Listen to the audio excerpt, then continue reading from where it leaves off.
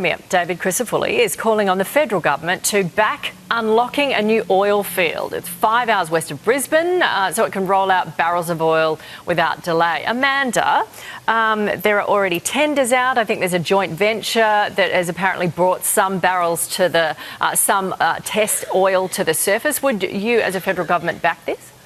Well, first I would say that we have changed our environmental laws to allow for projects to get answers sooner and be able to go through the process sooner. As the Prime Minister said last week, he'll work with Premier Crisafulli on any practical measures, but I think it would be wrong to suggest that this oil would be on the market tomorrow. It would be over probably many years before we actually see that come into production. So, you know, in addition to obviously thinking longer term, our government has been dealing with the here and now. That's about securing fuel supply and, of course, reducing excise and doing what we can to support consumers with the cost of fuel at the moment. Yeah, Bridget, what do you say? Your leader, Matt Canavan, says drill, baby, drill. This Torom Trough, I think it's called, has been known about since the 1960s. It's also known to be commercially difficult. So I think that means expensive. Why now? Do you think it's possible now with new technology to get the oil out?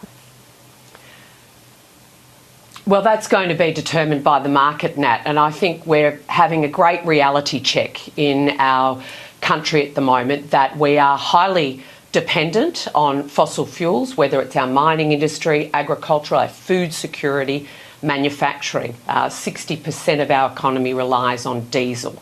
So I think the Crisafulli government in Queensland is doing what state governments should have been doing over the last decade, and that's actually unlocking the great natural resource we have under our feet right across the country. It has been too expensive to get out of the ground because of a lot of the lack of political will, I might say, in state and territory governments in the past, but also the high level of regulatory burden. We have excessive regulation that's meant it's very expensive to get this stuff out of the ground.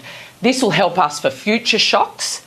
It won't assist us in the here and now of what we're going through right now, but we are kidding ourselves if we think locking this stuff up and not opening it up.